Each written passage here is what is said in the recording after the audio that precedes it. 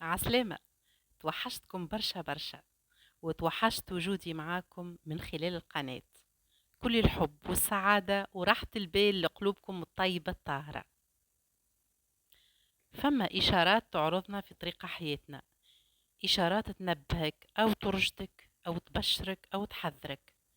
وإن كنت محظوظ وعندك وعي عالي وقريب من ربك، بسهولة تلتقط هالإشارات وتتفطن ليها. وبمجرد انتباهك ليها تتغير أمور كثيرة في حياتك الكل. تقولوا لي شنو هالإشارات؟ نقول لكم هي حاجات بسيطة لكن هامة، حاجات يعتبرها الغير عادية، لكن أنا شخصيا نعتبرها كنز يهبه الله لمن يشاء. هي إشارات نعتبرها إرشاد سماوي من رب العالمين سبحانه. مثال، وانت في طريقك لخدمتك أو قرايتك أو أيا كان أنت قاصد ربي وخارج من دارك الهدف معين، ويصادف تسمع غنية من كرهبة متعدية، لربما يكون فيها الحل لمشكلتك. لربما ترى حمام على غير العادة، ترى ريش قدامك عسافر، ترى حيوانات تحبك وما تذيكش وتحب تقرب منك، أو تقرأ كتيبة صدفة في أي مكان وعلى أي حاجة، حيط، كرهبة، بسكليت أو غيرهم. حتى ظهور الفراشات وبطريقة غريبة، خصوصا الفراشات البيضة الصغيرة، وأنا شخصيا هذا صار لي. انتبهوا للإشارات بفهم، وكونوا متيقنين أنكم على مشارف تغييرات جذرية كبرى في حياتكم، وعليكم أنكم تسيروها وما تعكسوهاش.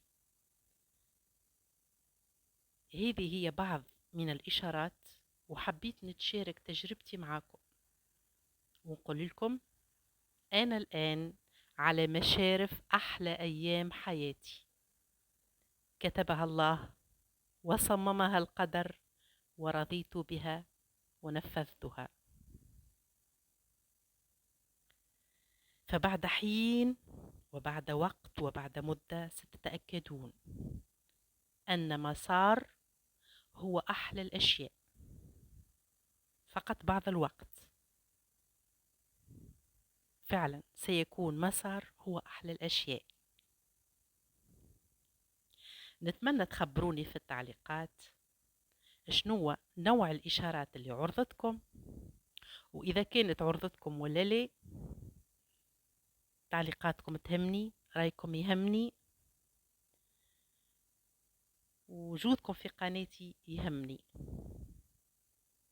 خبروني تعليق حلو كيفكم، بوجود راقي مثلكم، ونقول لكم هنيئا لكم مسبقا هالإشارات، لأنكم فعلا على مشارف تغييرات جذرية كبرى في حياتكم، وللأحسن وللأفضل ولصالحكم، حتى ولو أنتم الآن ريتوها حاجة خايبة برشا لكم، فعسى أن تكرهوا شيئا وهو خير لكم. صدق الله العظيم. تحية حب عطرة من أختكم نواف التونسية. كل الحب والسعادة لقلوبكم الطيبة الطاهرة، أحلى وأغلى متابعين. صدقوني توحشتكم برشا برشا برشا. إن شاء الله ما عادش نطول الغيبة عليكم، ساعة ساعة يهبط فيديو. باش نحاول في المدة الجاية يبدأ الفيديوهات متاعي كلها نهبطها في وقت معين نخبركم عليه في المنتدى. نتمنى لكم أسعد الأيام وأسعد الأوقات وراحة البال. كل السعادة. بسلامة.